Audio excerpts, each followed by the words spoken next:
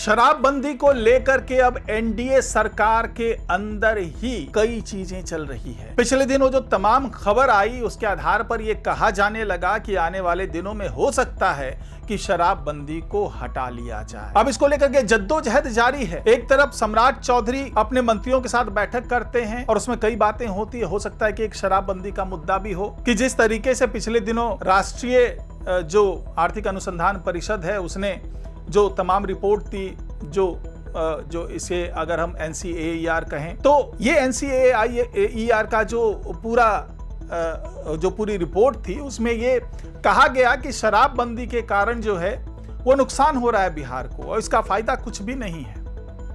उस पर अब जेडीयू के तरफ से पलटवार किया गया है और जिस तरीके से नीतीश कुमार ने जेडीयू के सांसदों के साथ बैठक की उसके बाद ये एक प्रेस कॉन्फ्रेंस होता है।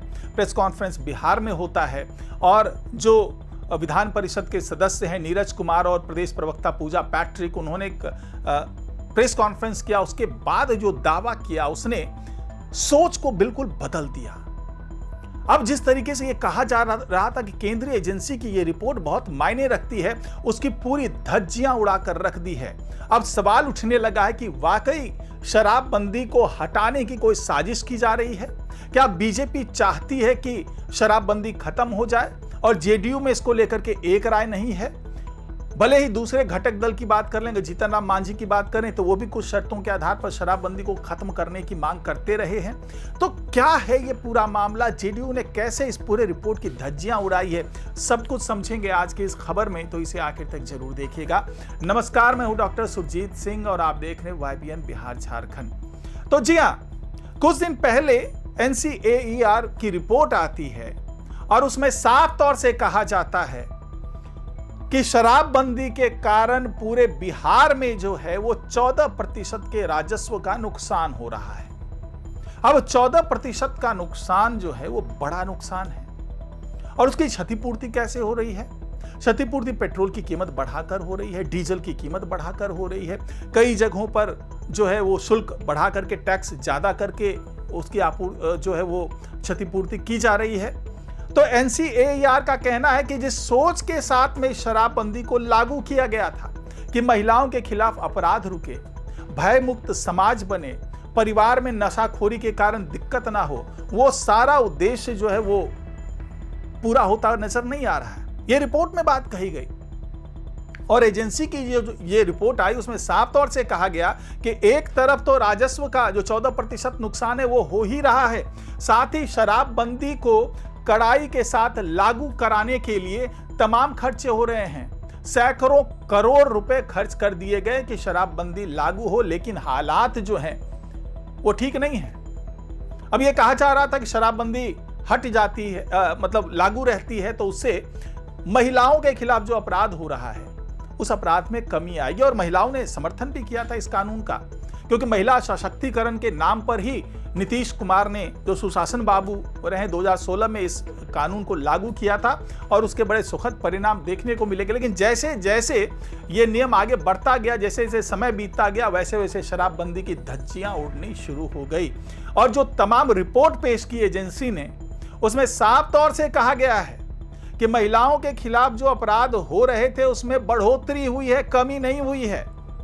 और केवल शराबबंदी से ही नशा नहीं होता है, बल्कि शराबबंदी के बाद यहां पर सूखे नशे का व्यापार जो है वो काफी बढ़ गया है, जिसके कारण आज का युवा जो है उसको जो भविष्य सुधारने की बात की जा रही थी वो भविष्य और अंधेरे में जाता हुआ नजर आ रहा है।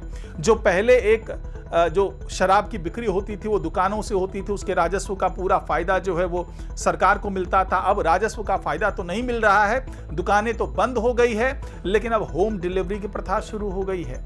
अब घरों तक शराब को पहुंचाया जा रहा है। तो इस तरह तमाम जो दावे की एजेंसी ने अब उस पर ऐतराज जताया है जेडीयू ने, क्योंकि ये माना जा रहा था, ये कयास लगाए जा रहे थे, चूंकि सरकारी एजेंसी है, राष्ट्रीय एजेंसी है, तो उसकी रिपोर्ट को बहुत ही गंभीरता से लिया जाएगा और उसके आधार पर हो सकता है कि बिहार में आने वाले दिनों में शराबबंदी को खत्म कर दिया जाए, क्योंकि एक तरफ तो राजस्व का नुकसान, दूसरी तरफ उस पर खर्च हो रहा है, तीसरा जो उद्देश्य थी उसकी पूर्ति नहीं हुई।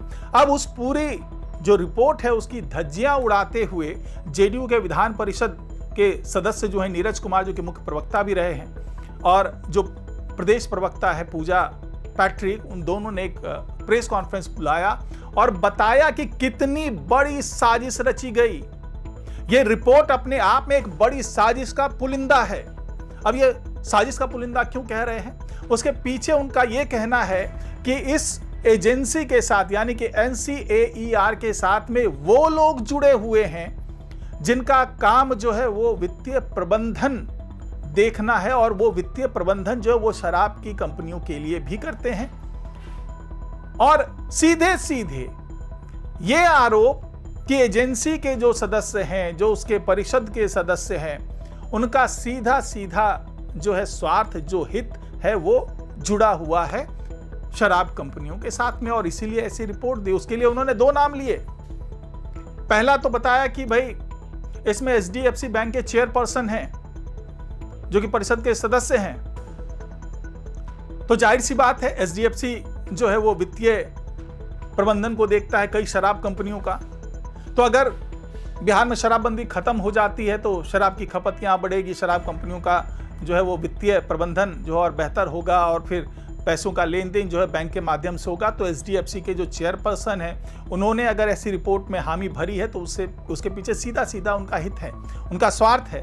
दूसरी तरफ जो ITC के जो सिगरेट कंपनी निर्माता है, उसके भी जो MD हैं, जो मैनेजिंग डायरेक्टर है, वो भी इसके सदस्य हैं। सीधे सीधे उनका शराब कंपनियों के साथ लेना देना है, तो उनका भी स्वार्थ जुड़ा हुआ है। तो कुल मिलाकर के जो साबित करने की कोशिश की है नीरज कुमार और पूजा पैट्रिक ने कि यह सब कुछ एक साजिश है। साजिश के तहत यह रिपोर्ट तैयार की गई, साजिश के तहत सरकार के सामने रिपोर्ट पेश किया गया, साजिश के तहत जो है वो सरकार पे दबाव बनाया जा रहा है कि इसमें केवल नुकसान ही नुकसान है बिहार का। और इसके लिए नीरज कुमार ने कहा कि यह कोई सरकार द्वारा बनाया गया केवल कानून नहीं है, मद्य निषेध जो है, जो अधिनियम है, ये केवल कानून नहीं है बल्कि एक सामाजिक परिवर्तन है, एक सामाजिक आंदोलन है। ये महिलाओं के द्वारा लाया गया कानून है, महिलाओं के लिए ये कानून है। और महिला सशक्तिकरण की बात अगर हम करते हैं तो उनमें ये कानून जो है एक महत्वपूर्ण और एक बहुत ही अहम भूमिका निभाती है। तो इस तरीके से साजिश करके जो इसको खत्म करने की कोशिश की जा रही है केवल और केवल अपने वित्तीय स्वार्थ के लिए, यानी कि पैसा कमाने के लिए। और नीरज कुमार ने जो ये बयान दिया है उसका दूरगामी सियासी असर भी पड़ता नजर आ रहा है, क्योंकि ये कहा जा रहा था कि इस रिपोर्ट के बाद एक बार फिर से सम्राट सरकार इस मामले में सोच रही कि क्या वाकई शराबबंदी से इतना नुकसान है, क्या वाकई शराबबंदी को ख़त्म कर देना चाहिए। क्योंकि आए दिन जो है वो जीतन राम मांझी भी इस तरह का बयान देते रहे हैं कि पूरे बिहार में जो गुजरात मॉडल को लागू कर दिया जाना चाहिए, यानी कि गुजरात में भी शराबबंदी का कानून है, लेकिन वहाँ पर कुछ शर्तों के आधार पर जो बाहर से आए हुए लोग होते हैं उनको शराब परोसा जाता है और उनको शराब मुहैया कराई जाती है। यानी कि पूरी तरीके से गुजरात में शराब बिक्री पर जो है वो प्रतिबंध नहीं है, बल्कि लाइसेंस लेकर के कुछ शर्तों को पूरा जो लोग कर रहे हैं उनको शराब मुहैया कराई जाती है, उनको शराब दिया जाता है। तो ऐसी ही कुछ व्यवस्था जीतन राम मांझी भी चाह रहे हैं। हालांकि सम्राट सरकार ने पहले भी कहा था कि हम शराबबंदी को खत्म नहीं करने जा रहे हैं, पूरी सख्ती के साथ इसे लागू किया जाएगा। लेकिन जिस तरीके से राष्ट्रीय एजेंसी के माध्यम से इस तरह की रिपोर्ट आ रही है, उससे ये लगने लगा था कि हो सकता है कि आने वाले दिनों में सरकार का मिजाज बदल जाए। हो सकता है कि सम्राट सरकार इस एजेंसी की रिपोर्ट का हवाला दे करके अपनी मजबूरी दिखा करके शराबबंदी को ख़त्म कर दे। लेकिन इसके आड़े में नीतीश कुमार खुद आ रहे हैं, इसके आड़े में JDU खुद आ रही है। और ये कहा जा रहा है कि पिछले दिनों सम्राट चौधरी ने जिस तरीके से मीटिंग की थी अपने BJP कोटा के मंत्रियों के साथ में, तो उसमें भी ये चर्चा की गई थी कि क्या ऐसा कुछ कर सकते हैं, शराबबंदी को हटाया जा सकता है। तो उस पर भी ये माना जा रहा है कि ज़्यादातर मंत्रियों की ये राय थी कि हाँ इसको हटाया जा सकता है। ये सब कुछ सूत्रों के आधार पर मैं कह रहा हूँ, कोई बहुत ज़्यादा आधिकारिक कोई जानकारी नहीं है। और उसी के उलट जो है नीतीश कुमार जो है कुछ सांसदों की बैठक, जो अपने जेडीयू के सांसद हैं उसकी बैठक वो बुलाते हैं अपने दिल्ली आवास पर, वहां पर बैठते हैं, वहां पर ये चिंता जताते हैं कि भाई ऐसा कुछ हो रहा है तो आप लोग इसका विरोध कीजिएगा, और ये भी सूत्रों के हिसाब से मिली जानकारी है। तो कुल मिलाकर के अब शराबबंदी को लेकर के बीजेपी और जेडीयू के बीच में ही थोड़ी सी जो है वो दरार जैसी दिख रही है।